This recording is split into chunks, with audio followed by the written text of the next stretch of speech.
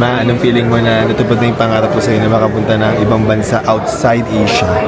So, eto na nga mga Hobbybees. Good morning! It's early in the morning and today, pupunta kami ng airport maagang maaga dahil today ang aming Europe trip! Ang Hobbybee Europe Getaway 2025. Kasama namin ang aming mga mommy. Yan, si Bob ang mag-drive sa amin. Thank you, Bob, kahit madaling araw.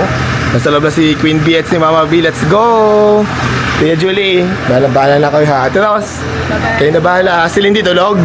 Tulog. Okay, sige. Okay, sige. Bye-bye. Okay, sir. Ayan, nandito na kami sa airport. Ayan, waiting lang kami sa aming mga iba pang kasama sa group tour. Ayan, we're here. So, dito na kami ngayon sa boarding gate. Ayan, naghihintay na lang kami ng boarding namin. At ang mga senior citizen namin, ito nakikipagtsikahan. Ayan, si Queen B nakikipagchismisan. Si Mama B busy sa cellphone. Naglalaro yan ng Candy Crush. Lalo ng Candy Crush. And andito na kami sa aming transit sa Dubai. Yay! First time ko sa Dubai, ikaw? Ako? Hindi, nakadaan ako dito before. So, andito na kami sa boarding gate namin sa Dubai. At dahil meron pa kaming few hours, Oh, matagal pa yung aming connecting flight. mag-explore muna kami ng Dubai Airport. Baka Pero- daw bibilhan ako ni Happy David ng gold. Naku, huwag tayo mag-shopping. Hindi pa nga tayo nakakarating ng Europe at ubos na yung budget natin. Bibilhan ako ng gold ni Happy David. Kiss na lang kita. Lah.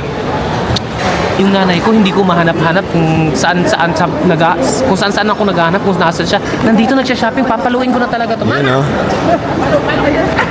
Ayan, may nabili na. Lagi siya nawawala. Bili na daw. Ano binili mo, ma?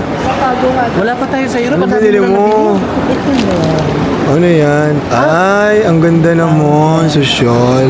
Mura lang. Parang Pandora. Oh, parang Pandora nga. Ganda. Ganda. Parang meron siyang... 49. Rep map. $49? Ano yun? Dubai? Ay, mura lang yun. 15 pesos times 15 Oo, pesos. nasa ano lang yun. Sige na. Sa pag nagta-travel kami, madalas, tinitikman ko yung mga McDonald's sa iba't ibang countries. Kasi di ba iba't ibang countries may iba silang version ng McDonald's, meron silang ibang offerings. Oh, ganun? Oo, so first time ko sa Dubai, So, hindi I think transit. Try natin yung McDonald's ng Dubai. Let's go! May kakaiba. And dumating na agad yung aming order. Parang ano lang, parang wala pang 5 minutes. Mabilis ng order dito. And then we tried this, ang nakita kong kakaiba dito sa Dubai na McDo, ay meron silang Mac Arabia Chicken. Huge! Yan, diba? What is that? Hindi ko alam Parang ito. siyang- Mac Arabia. Hindi ko alam eh. So try na natin tong ating Mac Arabia Chicken. Iba. Parang siyang ano. Ayun. Oh, may laman siyang... Ano itong laman ito? Pancake. Pancake pala. Parang pancake na chicken siya. Na parang burger. Lasang ketchup po. It's okay. Masarap naman. Ito, lasang puti. Masarap naman. Try mo, ma'am. Masarap to. Masarap. I like this. So one thing na na-notice namin dito, ang nagsiserve dito ng mga food, babae. Lalaki naglilinis ng mga table, no? So ganun siya. Yeah. Okay, so naghihintay na kami ng aming boarding sa Zurich. Ayan na kami. Okay, so we just arrived here sa Switzerland. Zurich at nagsisiyar ang mga kasama namin. Dumating kami dito ng mga around past 8 p.m.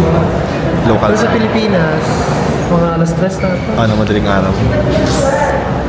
So dumating na yung van namin. Ma, anong feeling mo na natupad na yung pangarap ko sa'yo na makapunta ng ibang bansa outside Asia? Ba, syempre, ang saya-saya ko naman. Super. Malamig ba dito ngayon sa Zurich? Malamig. Malamig, pero sakto lang. Kaya na, nasa 11 degrees. Yan. Kaya pa naman. Kaya, papunta muna kami ng hotel. Yes. And we're here na sa ating hotel. Sobrang lamig. Super lamig. Ano?